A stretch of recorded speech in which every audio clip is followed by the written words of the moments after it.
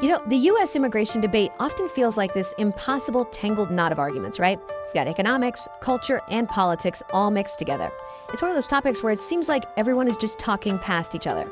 So in this explainer, we're going to try and untangle that knot. We'll break the whole thing down into 3 distinct parallel conversations that are all happening at the very same time.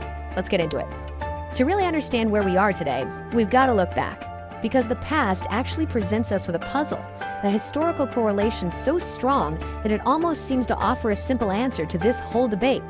And here's that puzzle, phrased as a question. Did low immigration create the prosperous American middle class? Now that's a pretty provocative question for sure, but it's not just pulled out of thin air. It comes from a really stark historical pattern that's kind of hard to ignore.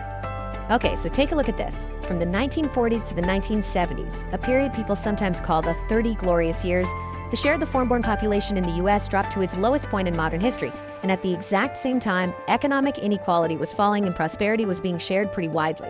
Now fast forward to today, immigration levels are near historic highs, and so is economic inequality. So on the surface, the conclusion seems almost obvious, right? Low immigration must have been the key to that golden age. But as we're about to see, the story isn't nearly that simple. That historical correlation is super compelling. I get it, but at the end of the day, it's just a correlation. So now, let's pivot to what modern economists have actually found when they dig into the data, because this is where the story gets a whole lot more complicated. So, what's the verdict from economists today? Well, it pretty much directly challenges that simple historical story. The overwhelming consensus is that while the impacts of immigration are pretty small, on average, they actually benefit the native-born population. So it's not some magic bullet for the economy, but on balance, it's a net gain. And here's why that consensus exists. Economists find that both high-skilled and low-skilled immigrants tend to complement the existing economy. High-skilled immigrants bring innovation. They start businesses. They often create new jobs. At the same time, lower-skilled immigrants are crucial for filling labor gaps in areas like agriculture or elder care, doing jobs that, frankly, many native-born Americans just don't want. This pairing of skills actually allows the entire economy to become more productive. So our first conversation, the one that's purely economic, is largely settled among experts. Immigration is a modest net positive. But okay, if the overall economic picture is a modest positive, then why is the debate still so incredibly heated?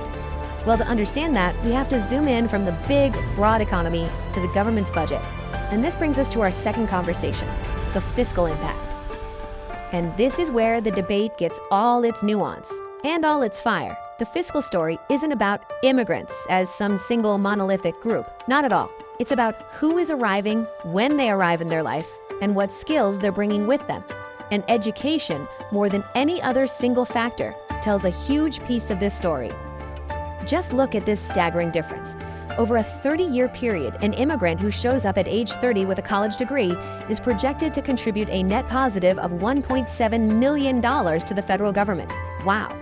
In contrast, an immigrant of the same age with no high school diploma contributes a much, much smaller amount, about $35,000. Now, it's still a net positive, which is important, but the gap between those two figures is just enormous. And it helps explain why two people can look at the same issue and walk away with wildly different conclusions. Now, this variation isn't just about an individual's education, it's also shaped by who our system is designed to select. For example, it can be way harder for someone from Africa or Asia to immigrate legally to the US than for someone from Latin America. Those higher barriers often act as a kind of filter, which means immigrants from further away tend to be more positively selected. They often arrive with higher skills and education.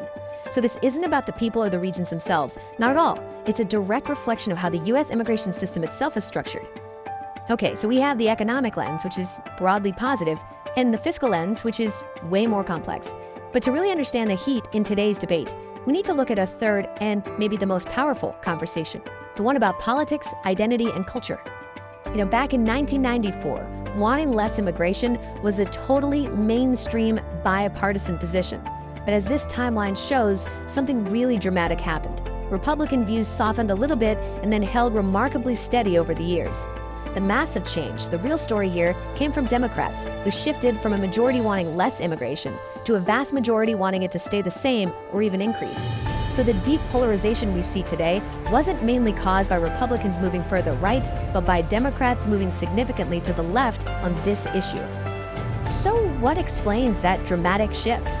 Well, researchers who study public opinion are finding that this political divide on immigration has become more and more tangled up with another powerful force in American life, something they call racial resentment. Now, this isn't about overt bigotry or anything like that. In political science, racial resentment is a very specific term. It describes the feeling that some groups, like Black Americans or immigrants, are getting special treatment and breaking the rules, while other people who are playing by the rules are getting left behind. This quote from Arlie Hochschild's research, it just puts such a powerful metaphor to that feeling. It's the sense of being a stranger in your own land, of patiently waiting in line for the American dream, only to watch other people seemingly jump the queue. This feeling has become a key driver of political identity and, by extension, people's views on immigration. And this isn't just a feeling. You can actually measure it. In the late 1990s, the statistical correlation between holding these views of racial resentment and opposing immigration among white voters was about 0.3. By 2018, that correlation had jumped all the way to 0.5, which in social science is a very, very strong link. For a lot of people, the two issues have become deeply intertwined. So we've got these three conversations: economic, fiscal, and political. And they're often happening at the same time, with people talking right past each other. And it's so crucial to remember this isn't just some academic debate. These arguments have profound real-world consequences for millions and millions of people. I mean, whether we're talking about the fate of the Dreamers under DACA, or using a public health order like Title 42 to expel migrants, or the sharp reduction in refugees we allow into the country, all of these policies are the direct result of which conversation is winning at any given moment. And that really brings us to the human stakes. When the debate becomes purely about fiscal costs or political identity, there's a real risk of losing sight of the fundamental principles involved. This quote is such a powerful reminder that when you start carving out exceptions for one group, it can weaken protections for absolutely everyone. So here's the takeaway. The next time you hear a debate about immigration, try to listen for which conversation is really being had. Are people talking about the overall economy? Are they talking about the impact on taxes and government services? Or are they really talking about national identity and who gets to belong? Recognizing these three different lenses is the key to actually understanding what's going on. Which leaves us right here. If the economic consensus is a small net positive, but that fact has done almost nothing to calm the political waters, it suggests the heart of this debate isn't just about dollars and cents, it's about our competing values, our fears, and our different visions for the future. So the real question is, what kind of country are we actually arguing for?